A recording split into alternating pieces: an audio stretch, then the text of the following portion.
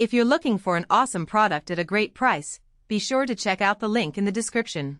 Ukraine's parliament witnessed a significant turn of events on Thursday, as lawmakers voted to restore the independence of key anti-corruption bodies. This move, effectively reversing a controversial law passed just last week, ignited celebrations among protesters in Kyiv. The previous legislation had drawn widespread condemnation, prompting the largest street demonstrations since Russia's full-scale invasion 3 years ago. As the bill passed, "Chants of the people are the power" echoed outside the parliament building. This swift action, a marked contrast to the earlier law, aimed to quell a growing domestic political crisis and ease concerns among Ukraine's European allies, who had voiced worries about the impact on the nation's democratic image. The legislation, signed into law by President Volodymyr Zelenskyy shortly after the vote, comes amidst relentless attacks from Russia. The overnight hours in Kyiv were marked by relentless explosions, the city once again enduring a sleepless night before the parliamentary vote.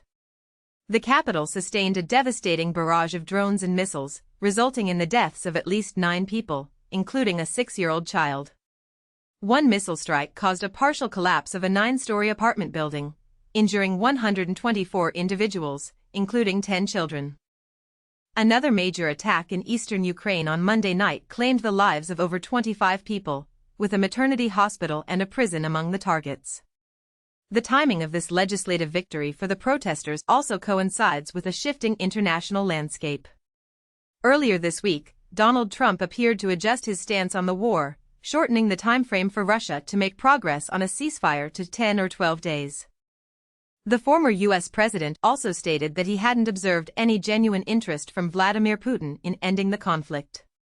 Furthermore, senior U.S. diplomat John Kelly, speaking before the UN Security Council, asserted that Trump desired the war to conclude by next Friday, though he remained ambiguous about how prior peace efforts had failed to yield results.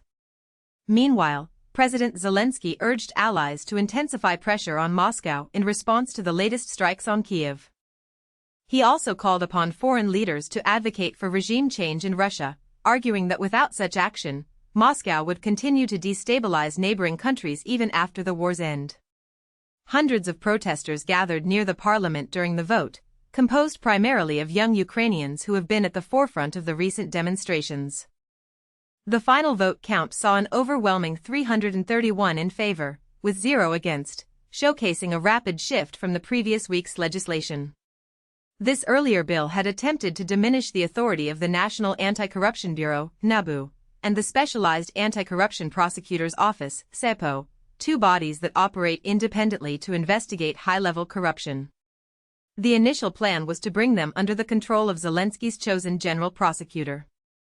Alexander Klemenko, head of SAPO, revealed that the 2 institutions were currently investigating 31 sitting members of parliament.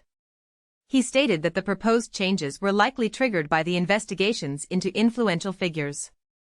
The widespread street protests in Kyiv, largely composed of young Ukrainians, underscored the importance of the law's reversal. Last week, Zelenskyy acknowledged the criticism from the protests and Western officials, signaling his intent to introduce a new law. Mikhailo Podolyak, an aide to Zelenskyy, dismissed the original law as a mistake, and denied that the bodies had been targeted for their investigations into high-level officials. According to Podolyak, the government's quick response demonstrated that it listens to criticism and is ready to cooperate. The parliamentary session devoted to the law's passage was broadcast on television for the first time since 2022. Opposition MPs delivered impassioned speeches before the vote, criticizing Zelenskyy and his administration. The announcement of the results triggered jubilation among the crowd outside Parliament. The protests, however, have been clear in their intentions.